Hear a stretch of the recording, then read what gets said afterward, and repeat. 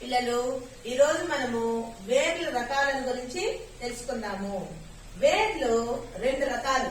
అవి ఏవేవంటే తల్లి వేరు, గుబురు వేరు. ఏదైనా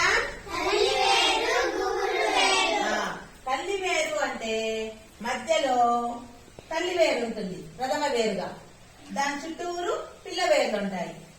ఉదాహరణకు వేప, చింత, ఇంకా మర్రి, కానుగ, వీటిలో అంతా కూడా వేర్లు ప్రధాన వేరు ఉంటుంది.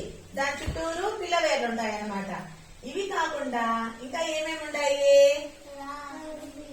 రావి చెట్టు, మళ్ళా కొబ్బరి చెట్టు, మామిడి. ఇవి కాకుండా వేప, జామ, క్యారెట్. క్యారెట్ చూసినారు ఎప్పుడైనా? దాంట్లో కూడా తల్లి వేరు ఉంటుంది. ఇంకా